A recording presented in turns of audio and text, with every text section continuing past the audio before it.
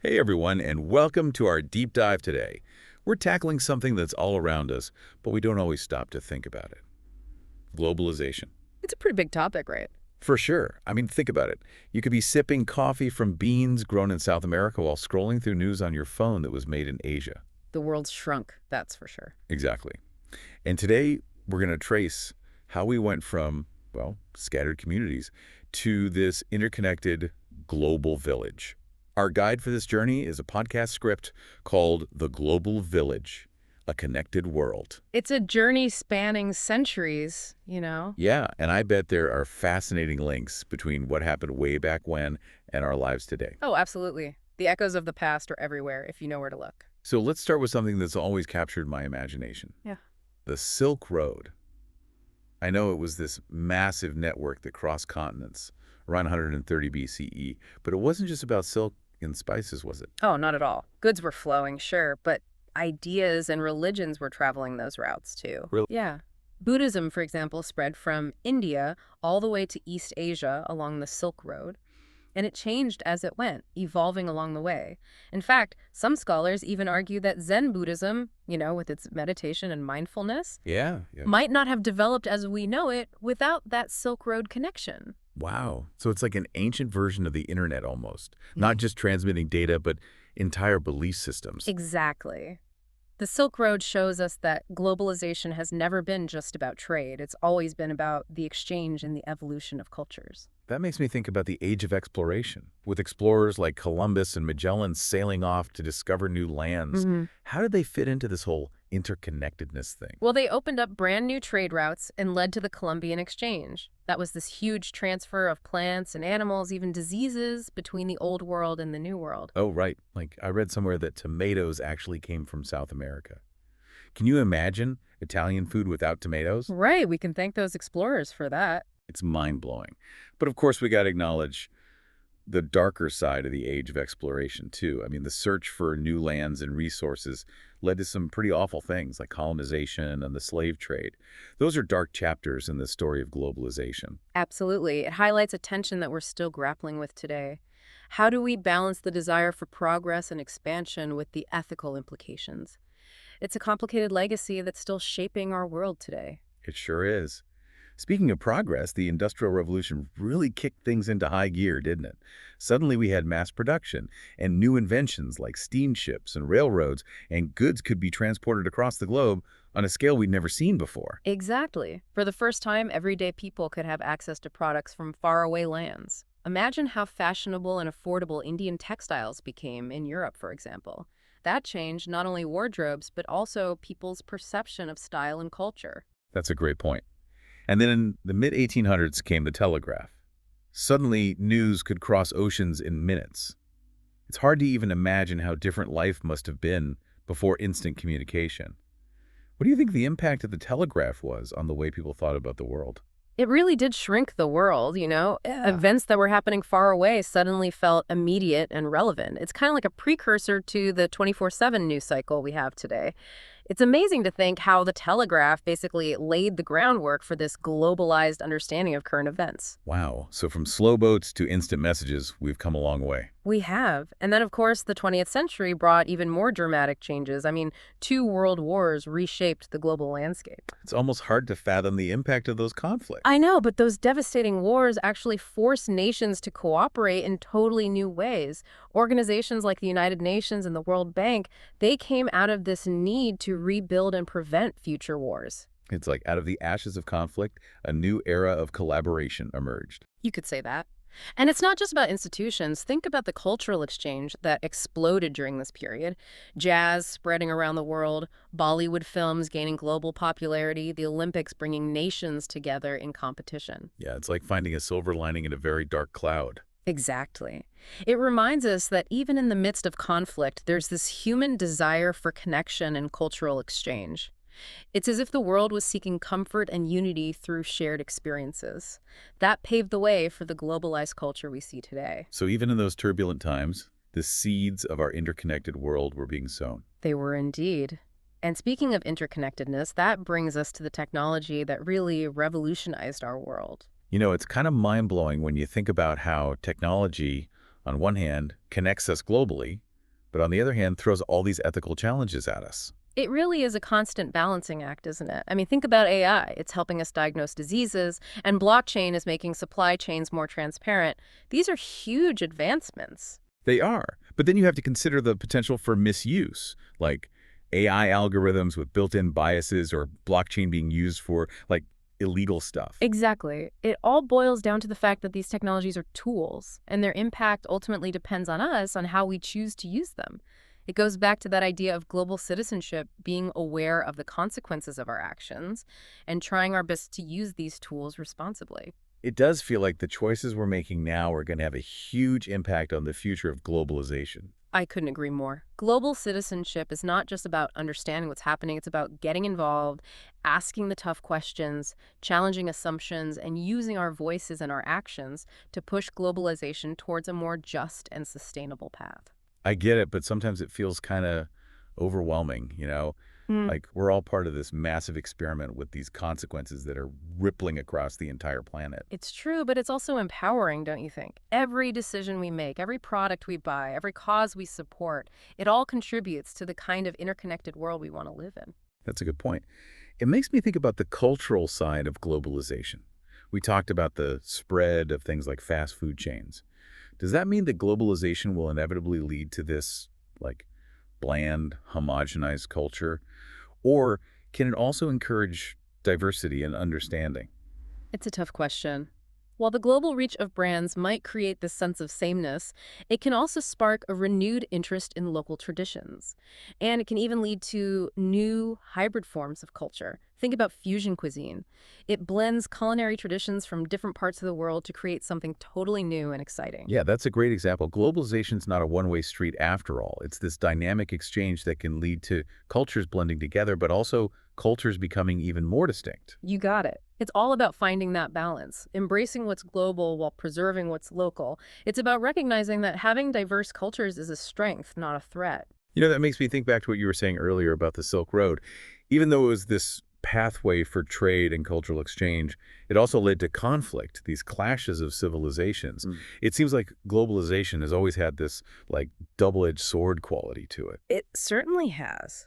But even in the midst of those conflicts, you see these amazing examples of resilience and adaptation. Look at the architecture in cities like Istanbul, where different styles have blended together over centuries. Or think about how languages have evolved, influenced by different cultures. Globalization isn't about erasing our differences, it's about navigating them in a way that helps us grow and understand each other better. And that requires empathy and critical thinking, right? We need to be able to see things from different perspectives, challenge our own biases, and have these constructive conversations, even when we disagree. Absolutely. It's about realizing that our own individual experiences and perspectives are just a small piece of the puzzle.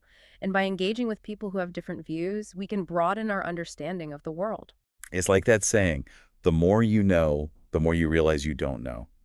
Globalization is always pushing us to learn and adapt. I love that. It's a journey, a never-ending process of learning and growth. Which brings us to the big question.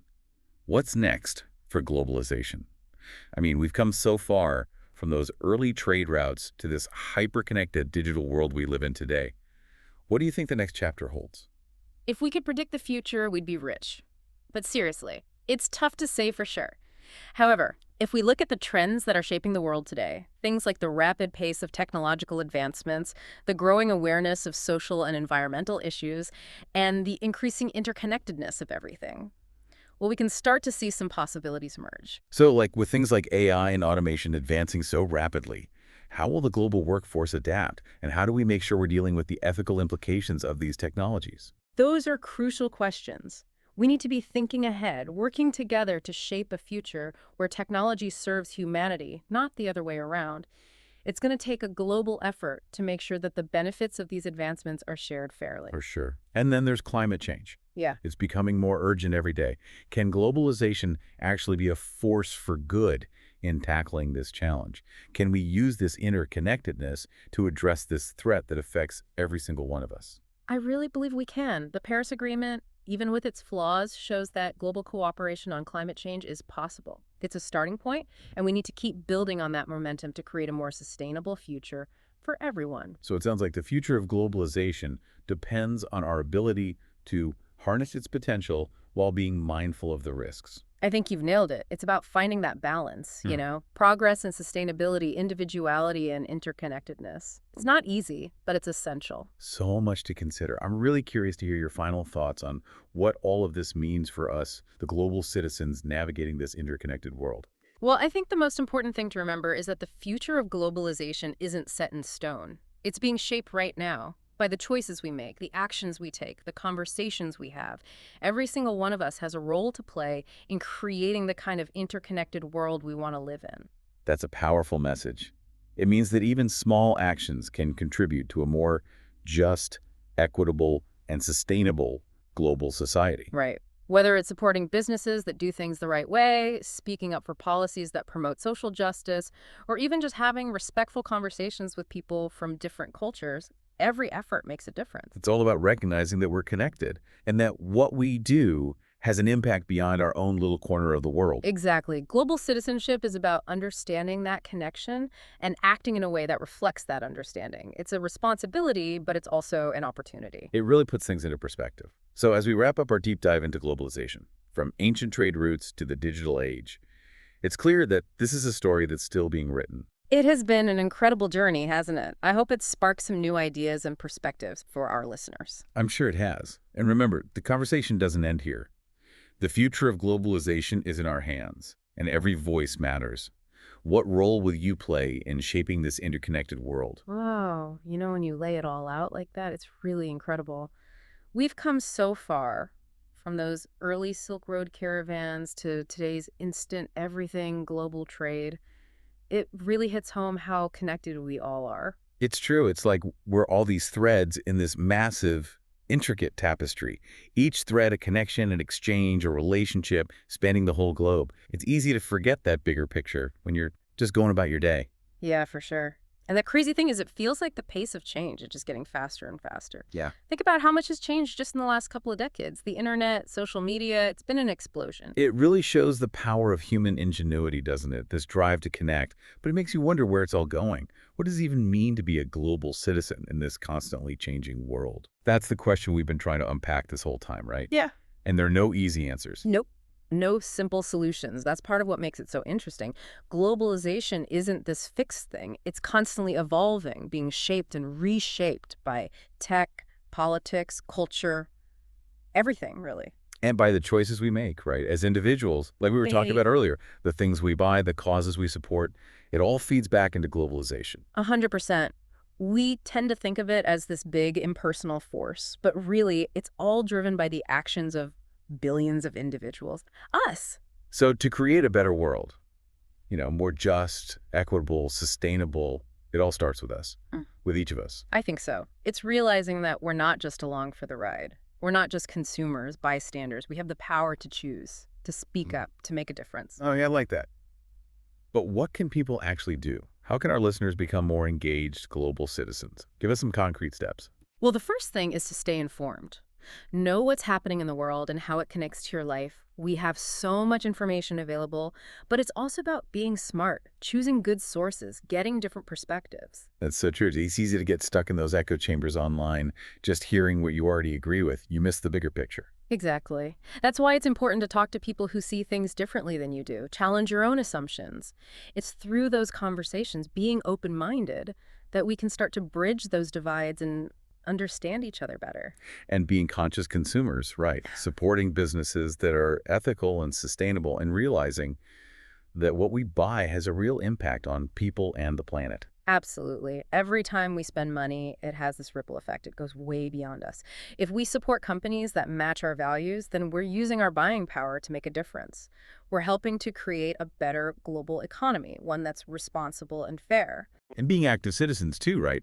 Speaking up for policies that promote social justice and a healthy environment, not just locally, but globally as well. Our voices matter. Contact your representatives, support organizations that are working to make things better, use your platform, whatever it is, to raise awareness about the things you care about. Don't underestimate the power of your voice. It all comes back to realizing that we're not isolated, we're all connected, and what we do affects others.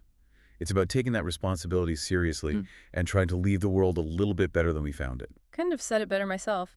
Our actions, even the small ones, add up. They become part of this collective effort to create a world that's more just, equitable, and sustainable. It's a good reminder that we're not alone in this. We're all in it together.